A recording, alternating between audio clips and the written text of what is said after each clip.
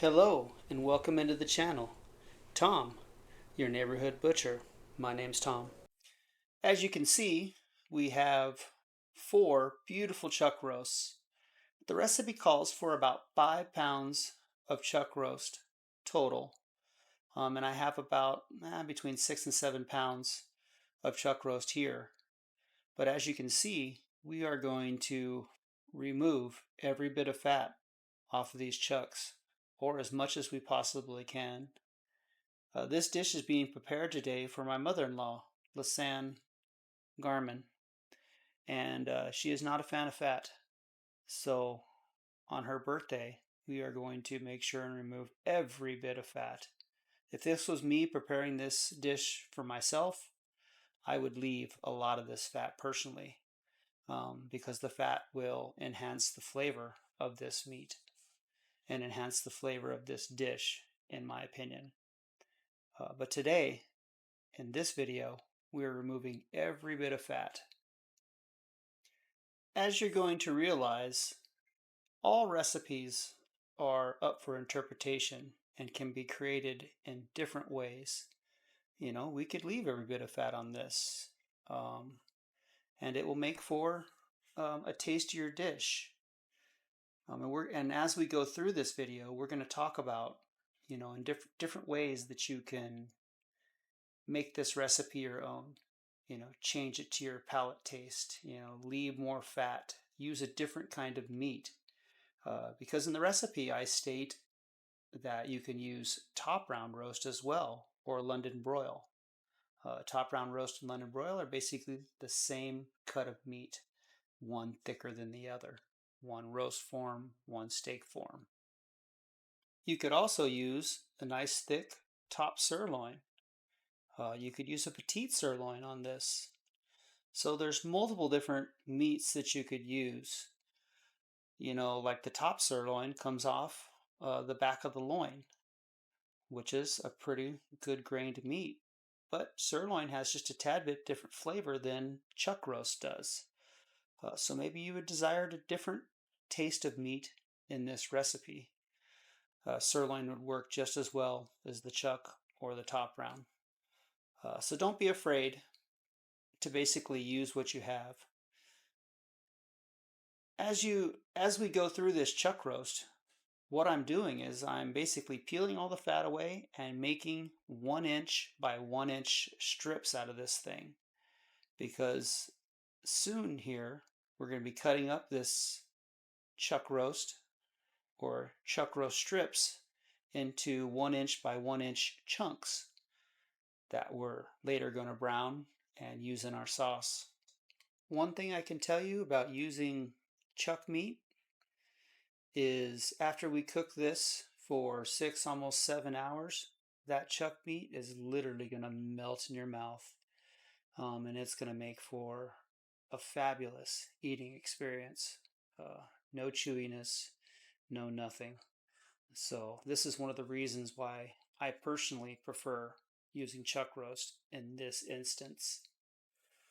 We also have our electric skillet. I find the electric skillet to be the best for this recipe due to its depth and size. You can really put a lot of meat on the surface of it for the browning, and then you can also create a lot of sauce because of the size and depth of the pan, and that's why I like the electric skillet. So here we go. We're going to start putting the sauce base together. You saw me show you the kitchen bouquet, the distilled vinegar, cane sugar, pink Himalayan salt, and of course the coarse ground pepper. And then last but not least, our all-purpose flour. You could probably use a couple different kinds of flour. If you so desired, you could use a wheat flour or a brown rice flour if you're going for more of a gluten-free option. Okay, now we're going to be putting together our sauce base. This recipe, or this sauce base, starts out with 2 cups of sugar. The only sugar substitute that I would suggest in this recipe would maybe be stevia. I don't think the other sugar substitutes would calculate correctly, but stevia would do the same thing, and it'd be damn near the same amount as well. And then next we're going to use 2 cups of distilled vinegar. I like distilled vinegar. I don't suggest, or I wouldn't suggest using, say, an apple cider vinegar because I think it would change the flavor too much. Apple cider vinegar has a way more bitter flavor to it, and I just don't think you'd get the same results.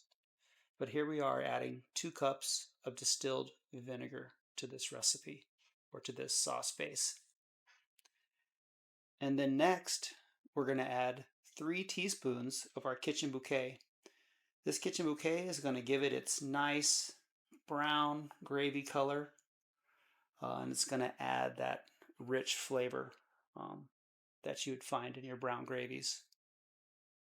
And then last but not least, 1 cup of our all-purpose flour that we're going to put in this Ziploc bag in half-cup increments.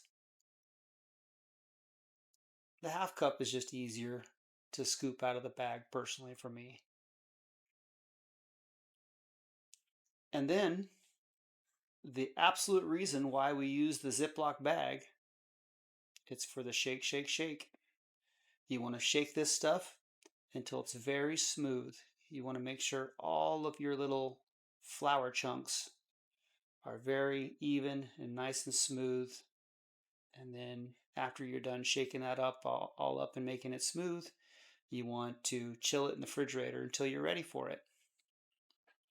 Here we go. We're going to throw some fat in here and turn on the electric skillet. You know, I like to be between 375 and 400.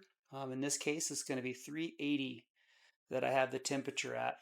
And we're going to start rendering down this fat so that we can put a nice coating over the pan so that your meat doesn't stick. If your fat does not render enough to coat the whole pan, then add a tablespoon or 2 of butter or olive oil. Okay, now we're going to start to prepare the meat. So I'm going to lightly flour my cutting boards, and then we're going to lay out the meat in the flour so that we're coating that bottom side with flour. God, look how good that meat looks. I think it's phenomenal. I'm getting hungry already watching this stuff. Be prepared. Hopefully you noticed earlier my Pampered Chef meat tenderizer. The meat tenderizer is going to be used here in a few minutes to pound out the meat. And now we're going to salt the meat with the pink Himalayan salt, which I am a super fan of. I love the flavor of the pink Himalayan salt. And we're going to add a light coating of our coarse ground pepper. Love to use coarse ground pepper because in sauces like this, you know, it's going to not break down quite as fast, and you're still going to taste the pepper at the end, and I love that. Then here we are flouring the top of the meat so that the meat is coated on both the bottom and the top, and then we are going to pound this stuff out. Pound, pound, pound. Pound it out. As you can see, I'm pounding the crap out of it, and it's making my camera move a little bit, unfortunately. You do not need to go super crazy when you're pounding this out. You're basically just trying to seal that flour, salt, and pepper into the grains of that meat. You want the flour, salt, and pepper to hold to the meat so that those flavors don't release until later on in the sauce building process. So here we go. Remember, I didn't think I had enough fat to render the pan and coat the pan evenly with a nice good coating. So I added a couple tablespoons of butter with olive oil in it.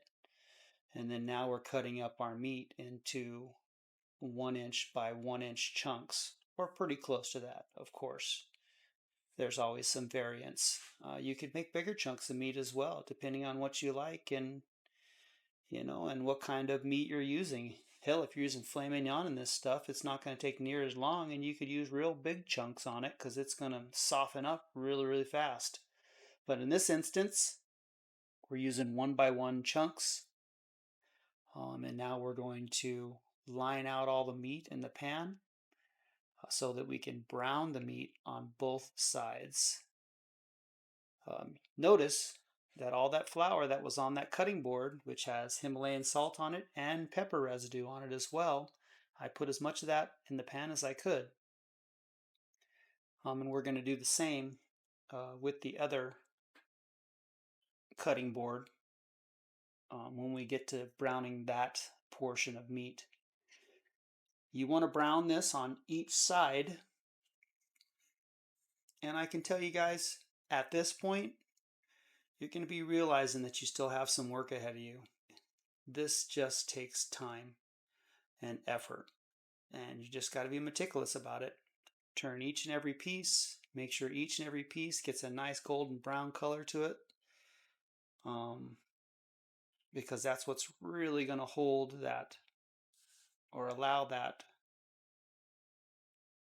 flour, salt, and pepper to be kind of seared to that meat, so that those flavors can be unlocked later on down the road as the sauce slowly starts to break down this meat and release those flavors. So we're going to let this cook for just a few minutes, and then we're going to take this off the heat and we're going to start the next batch. Gorgeous. All right, at this point, you need to go out and get your sauce from the refrigerator and pour it into the meat. Notice that I had that measuring cup there to the side. I started with 3 cups of water. After you add the water, you want to really give this thing a good stir, and then you'll be tasting it for the first time. I can tell you, man, when you taste this the first time, it will be bitter. It will be funky tasting. All you're trying to do is get a baseline for your taste buds as far as where it is and an idea of where you want to go. You noticed I added another little splash of vinegar in there, and then about another half cup to 3/4 of a cup of water to kind of even out the flavor and give it a more of a sharpness to it, more of a sour sharpness to it. I personally like to start this on the sharper, more sour side, and then I like to build in the sweetness as you try this thing over and over and over again. Remember, this is a 6 to 7 hour cooking time, and you're going to be tasting and stirring this thing every 30 minutes and then adding ingredients little by little, a little water, a little sugar, or a little vinegar, depending on where you're trying to get with this sauce. A lot of the times when you're adding the water, especially say the first 2 to 3 testings, you're just trying to even out the flavor. You're also trying to knock down the taste of the flour, and the water is going to do that really well. After, say, you get the volume of the sauce that you want and desire, because I like to make a lot of sauce because I think it makes the whole dish better. Once you get past those, say the second or third tasting, well, then after that, you're just adding sugar or vinegar, or sugar and vinegar, until you get the desired taste. Let me take just a minute to explain what you're trying to do as far as the flavor here. This is a sweet and sour beef. You want the sourness to basically bite at the back of your jaw right to the point where you're making the sour face. You know how you can feel that little twinge at the back of your jaw before you start to make the sour face? Well, what needs to happen with the flavor is once the sourness gets to that point, well, then instantly the sweet should take over and kind of save your taste buds from you fully making that sour face. It's a tantalizing sweet and sour flavor that really shocks your taste buds as you eat it.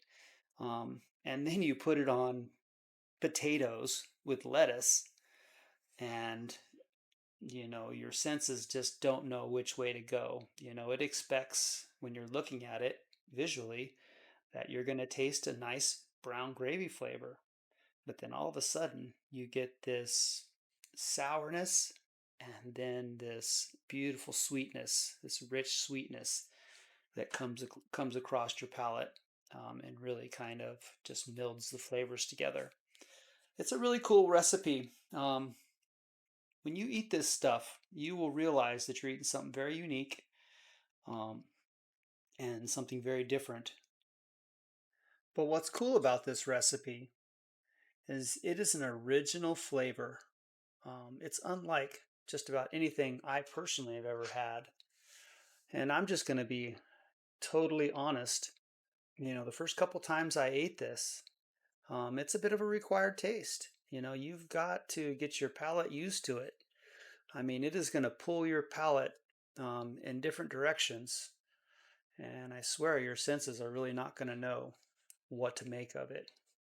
But in the end, you know, your palate will have went on this journey and your senses will catch up and you'll realize that you ate something amazing and original. And it's a cool recipe. And I'm glad that my grandmother taught me how to make this so that I can make it for my wife and her family. Today we're featuring Wisconsin Sauerbraten. This recipe is in loving memory of Joyce Rhodes, the lady that taught me to make this, and the grandmother to my wife. Thank you, Joyce. Today we're going to break down this recipe, but first, just a short demonstration on stealing your knife. Remember, a sharp knife will help prevent cutting mishaps. Okay, now we're into the ending preparation, the last hour preparation. 5 pounds of potatoes for 5 pounds of meat. You want to peel them, quarter them, wash them, and boil them till they're soft. And then you want to take a whole head of lettuce, and I like to cut the head of lettuce into fours. Basically take the yellow core out and then slice them and dice them. All right, you guys, come and get it. Come and get it! So how this thing is going to be served is normally you put your potatoes down on the plate. Some people smash them, some people don't. And then you either want to put lettuce on top of the potatoes and then the meat sauce, or you put the meat sauce on top of the potatoes and then lettuce on top of that. A couple different ways you could serve it. For a long time, I didn't use the lettuce. I just did the potatoes and the meat sauce. Hey, let me give you guys a bit of warning. Do not try to salt this after the fact. It just doesn't work. It actually takes away from the flavor. And there's a beautiful representation of what Wisconsin Sauerbraten served should look like. You guys, I hope you really enjoy this recipe. It's been in the family for generations at this point. Joyce Rhodes taught it to me, and her mother taught it to her, and this recipe has been passed down for a long time now. And I hope you guys will enjoy this recipe too in your families and pass it along. Hey, thanks for spending some time with me. I appreciate each and every one of you. Thank you again. Please like and subscribe. That's what makes it all go around. Thank you again. Have a great one.